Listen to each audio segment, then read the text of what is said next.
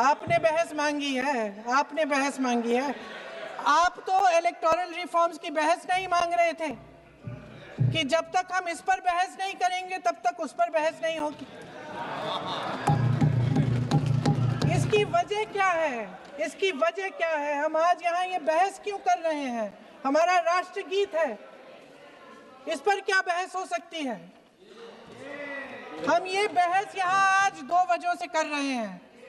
पहला कि बंगाल का चुनाव आ रहा है, हमारे प्रधानमंत्री अपनी भूमिका निभाना चाहते हैं उसमें। और दूसरी वजह ये है, ये मकसद है, पुरानी मकसद इनकी अध्यक्ष महोदय, कि जिन्होंने स्वतंत्रता की लड़ाई लड़ी, जिन्होंने देश के लिए बड़ी बड़ी कुर्बानियां दी, उन पर सरकार नए आरोप लादने का मौका चाहती है। देश का ध्यान फिर से जनता के ज्वलंत मुद्दों से भटकाना चाहती है। यही एक मकसद है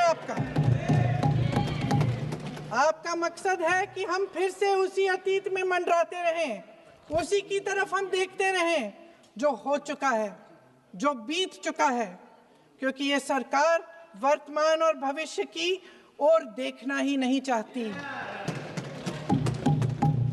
वे इस काबिल ही नहीं रही।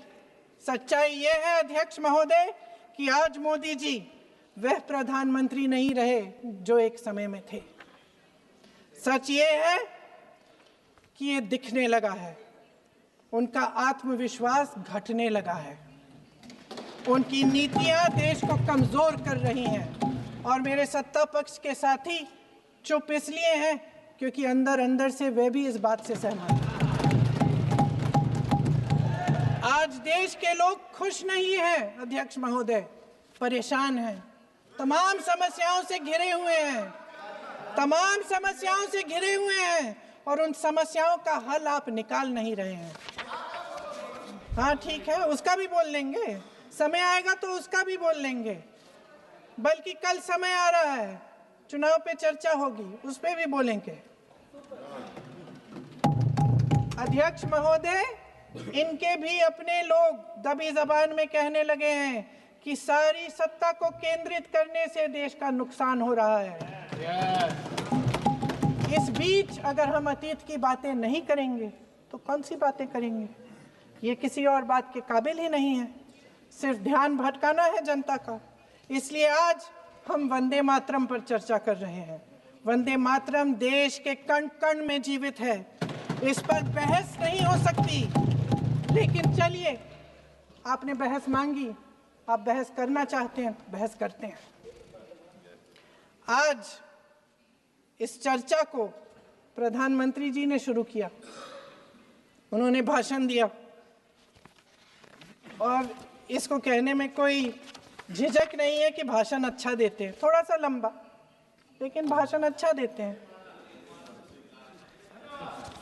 सिर्फ एक कमजोरी है, अगर आप इजाजत दे तो मैं बोलूं, एक कमजोरी है। हाँ, उसी पे बोल रहे हैं, वंदे मातरम पे बोलो आप। अब सर मैंने तारीफ कर ली, थोड़ा आज विषय वंदे मातरम का है तो हम वंदे मातरम पर ही रखें, ठीक रहेगा। सर ये वंदे मातरम पे ही है। सर आपने प्रधानमंत्री जी को सुना था, अब तो शुरू नहीं हुए। सर भाषण बहुत अच्छा देते हैं, लेकिन तथ्यों के मामले में कमजोर पड़ जाते हैं, बहुत कमजोर। इसमें भी एक कला होती है कि तथ्यों को किस तरह से जनता के सामने रखा जाए। मैं तो नहीं हूं, जनता की प्रतिनिधि हूं, कलाकार तो नहीं हूं। इसीलिए मैं भी सदन के सामने कुछ तथ्य रखना चाहती हूं, लेकिन सिर्फ तथ्य के रूप में रखना चाहती हूं।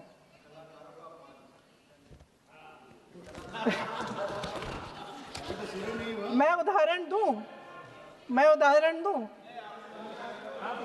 दे देती हूँ। सर मांग रहे हैं सर वंदे मातरम के बारे में, वंदे मातरम की जो सालगिरह पे आपने एक बड़ा कार्यक्रम आयोजित किया था, उसमें प्रधानमंत्री जी ने भाषण दिया। उसमें उन्होंने कहा कि 1896 में पहली बार गुरुदेव रविंद्रनाथ टैगोर ने ये गीत एक अधिवेशन में गाया। उन्होंने ये नहीं बताया कि क्या कौन सा अधिवेशन था। महासभा, हिंदू महासभा का अधिवेशन था, आरएसएस का अधिवेशन था। किस बात से कतरा रहे थे कि ये कांग्रेस का अधिवेशन था। और उदाहरण दूं कि मैं अपना भाषण जारी रखूं। दे रही हूं। जो वंदे मातरम की जो क्रोनोलॉजी है वो भी आप समझिए, जो असली क्रोनोलॉजी है। 1875 में महाकवि बंकिम चंद्र चट्टोपाध्याय ने इस गीत के पहले दो अंतरे लिखे, जो आज हमारे राष्ट्रगीत घोषित हुए हैं, मतलब जो घोषित हुए थे और जिसको हम आज अपना राष्ट्रगीत कहलाते हैं। ये पहले दो अंतरे लिखे 1882 में। 7 साल बाद उनका एक उपन्यास प्रकाशित हुआ, आनंद मठ। उस उपन्यास में यही कविता उन्होंने प्रकाशित की, लेकिन इसमें 4 अंतरे जोड़ दिए। 1896 में कांग्रेस के अधिवेशन में गुरुदेव रविंद्रनाथ टैगोर ने पहली बार ये गीत गाया। 1905 में बंगाल के विभाजन के खिलाफ आंदोलन के समय वंदे मातरम जनता की एकता की गुहार बनकर गली गली से उठा। गुरुदेव रविंद्रनाथ टैगोर जैसे महान स्वतंत्रता सेनानी इस गीत को खुद गाते हुए बंगाल की सड़कों पर उतरे। विद्यार्थियों से लेकर किसानों तक, व्यापारियों से लेकर वकीलों तक, हर कोई ये गीत गाने लगा। इस गीत की शक्ति को समझिए। ब्रिटिश साम्राज्य इसको सुनकर कांपता था और हमारे देशवासी इसको सुनकर वह मन बनाते थे, वह हिम्मत बनाते थे कि इस भयंकर साम्राज्य के खिलाफ सत्य और अहिंसा के नैतिक हथियारों को लेकर शहीद होने की तैयारी करते थे। ये गीत मातृभूमि के लिए मर मिटने की भावना को जगाता है। कई सारे हमारे आजादी के संग्राम के सेनानी जिनको अंग्रेजों ने फांसी पर चढ़ाया, इस सब में एक चीज सामान्य निकल कर आती है, तो फांसी के तख्ते पर चढ़ते चढ़ते जो शहीद अंतिम शब्द बोले वो सभी के मुंह से वंदे मातरम ही निकला। स्वदेशी का आह्वान करना हो, विदेशी माल का बहिष्कार करना हो, राष्ट्रीय शिक्षा का आह्वान जगाना हो, हर वक्त राष्ट्रभक्ति जगाते वक्त वंदे मातरम का उद्घोष इस देश ने सुना भी, इस देश ने महसूस भी किया। पंजाब के गदर आंदोलन में वंदे मातरम के शीर्षक से कई पर्चे बांटे गए। महाराष्ट्र में वंदे मातरम के विशेष अंक गणपति और शिवाजी के उत्सव में बांटे जाते थे। तमिलनाडु में सुब्रह्मण्यम भारती जी ने तमिल अनुवाद कर हिंद महासागर को भी क्रांति की चेतना से आंदोलित कर दिया था। मान्यवर, 1907 में कलकत्ता में वंदे मातरम नाम का एक अंग्रेजी अखबार शुरू हुआ, जिसके संपादक महर्षि अरविंद थे। ब्रिटिश सरकार ने उसको सबसे खतरनाक राष्ट्रवादी पत्र माना। वो राष्ट्रवादी भी कहते थे और खतरनाक भी कहते थे।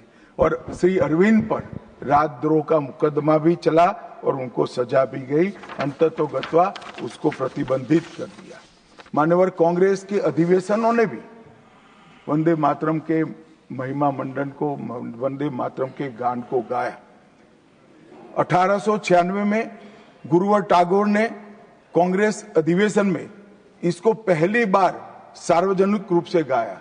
1905 में कांग्रेस के वाराणसी अधिवेशन में महान कवियत्री गायिका सरला देवी चौधरानी ने पूर्ण वंदे मातरम का गायन किया।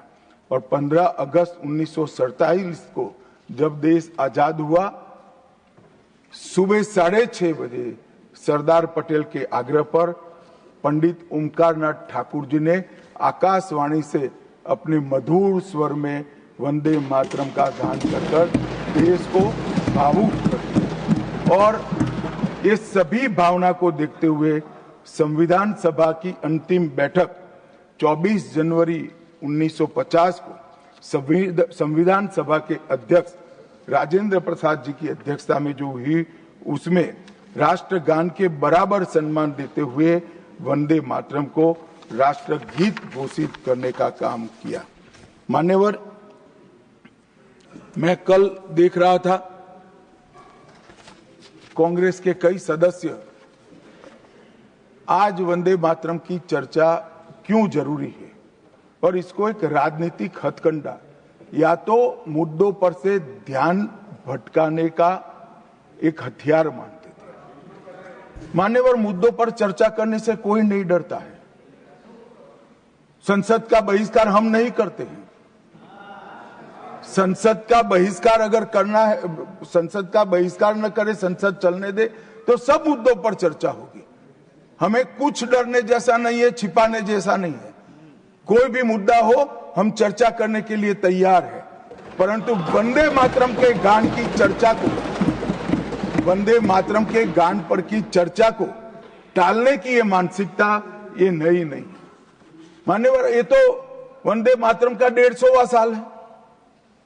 हर महान रचना का, हर महान घटना का महत्वपूर्ण साल कई मायनों में हमारे देश में मनाता जाता है। तो ये तो 150वां साल है। अब हम थोड़ा पीछे मुड़कर देखते हैं मान्यवर, जब वंदे मातरम के 50 साल हुए तब क्या हुआ? वंदे मातरम के 50 साल हुए, देश आजाद नहीं हुआ था। और वंदे मातरम की स्वर्ण जयंती हुई 1937 में।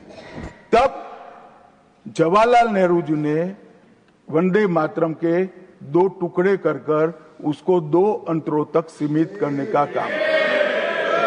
कांग्रेस पार्टी की 50वें साल में जो एक प्रकार से वंदे मातरम का महिमा मंडन करने की पद्धति थी,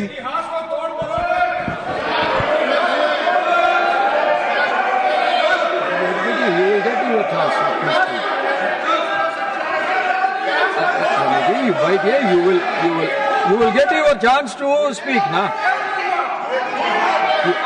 Unless he yields, right here, no. Unless he yields, how I can? Unless he yields, how I can? मान्यवर, 1 मिनट में उनको बहुत समय दिया गया, अपने समय पर बोले ना, मुझे कोई आपत्ति नहीं। आपका समय, खड़गे साहब आपका समय आएगा। Garge ji, सभापति you are going to get your time. Please wait. Garge ji, you are going to get your time. Please wait. Let him speak.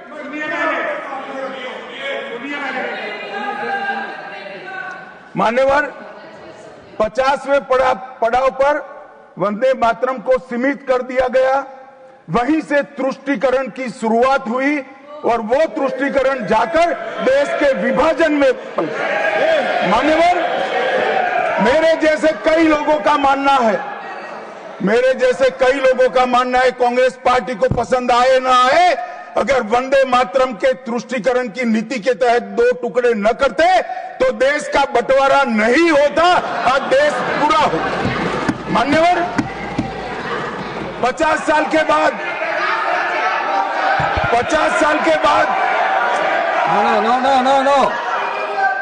No, nothing will go on record except Honorable Minister's speech. Please. मान्यवर,